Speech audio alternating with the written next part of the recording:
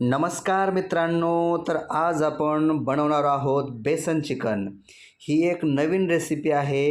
Video शेवटपर्यंत बघा म्हणजे तुमच्या लक्षात येईल की या रेसिपीमध्ये नेमकं काय आहे। जे चिकन आहे ते अगदी तुम्हाला वेगळ्या पद्धतीचं लागेल। तर चला सुरू करूया। सगळ्यात अगोदर तुम्हाला चिकन आणल्याच्या नंतर व्यवस्थित साफ करून घ्यायचं आहे। अगदी छानपैकी साफ करून घ्यायचं आहे आणि त्यानंतर आपली जी रेसिपी आहे ती सुरू होणार आहे। बघा आता इथं आपण व्यवस्थितपणे चिकन साफ करून घेतले। त्याच्यानंतर आपण इथं कोथिंबीर, लसूण, टोमॅटो यांचं पेस्ट करून घेतलेलं आहे आणि त्यानंतर मग आपण हे जे पेस्ट आहे हे चिकन बघा रेडी झालेलं आहे आपलं।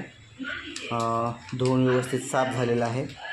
त्याचबरोबर आपल्याला आता इथं जे लागणारे मसाले आहेत, चिकन मसाले तुम्ही इथं बघू शकताय। तर हे सगळे मसाले आपल्याला अगोदर एका प्लेटमध्ये काढून घ्यायचे आहेत।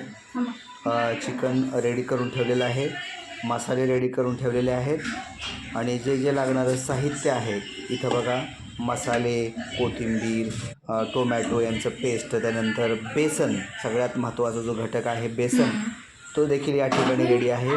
त्याच्यामध्ये हळद पण टाकायची आहे आपल्याला, हळद पण रेडी आहे। मीठ लागणार आहे म्हणून मीठसुद्धा रेडी आहे। आता हे सगळं मटेरियल आपल्याला टाकायचं आहे। त्यातपूर्वी आपल्याला एक कढई गॅसवरती ठेवायची आहे। त्याच्यामध्ये तेल टाकायचं आहे। तेल चांगलं गरम होऊ द्यायचं आहे, अगदी तडतड वाजेपर्यंत गरम होऊ द्यायचं आहे।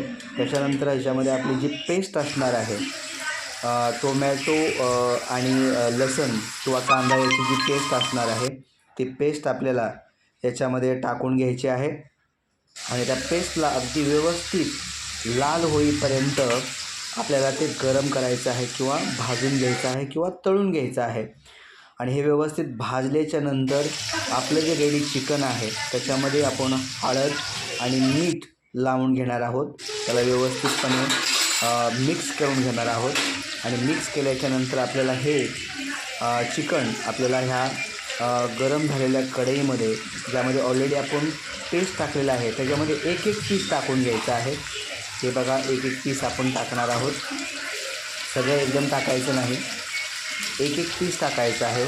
एका पीसच्या बाजूला दुसरा पीस टाकायचा आहे, एकावरती एक जास्त पीस टाकायचे नाही, त्यामुळे ते व्यवस्थित शिजणार नाही। म्हणून आपल्याला एकावरती एक असे एकाच्या बाजूला एक असे पीस टाकून घ्यायचे आहेत आणि कढईमध्ये सगळे पीस मावतील। तुम्ही बघू शकता आपण एकावरती एक पण पीस टाकलेलं नाही, एकमेकांच्या आजूबाजूला हे पीस टाकलेले आहेत। आणि हे पीस टाकल्याच्या नंतर आपल्याला जे मसाले आहेत ते मसाले सर्व आता याच्यावरती टाकायचे आहेत। हे सगळे मसाले आपण इथे घेतलेले आहेत। आता हे मसाले आपल्याला ह्या चिकनवरती पसरून घ्यायचे आहेत।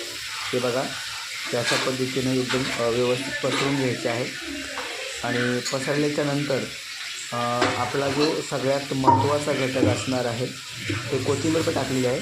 सगळ्यात महत्त्वाचा घटक असणार आहे बेसन। ते बेसन देखील आपल्याला या ठिकाणी या चिकनवरती असं पसरून घ्यायचं आहे, सगळीकडे थोडं थोडं टाकायचं आहे। हे बघा मसाले टाकलेले आहेत, कोथिंबीर टाकलेले आहे, चिकन टाकलेलं आहे, त्यानंतर हे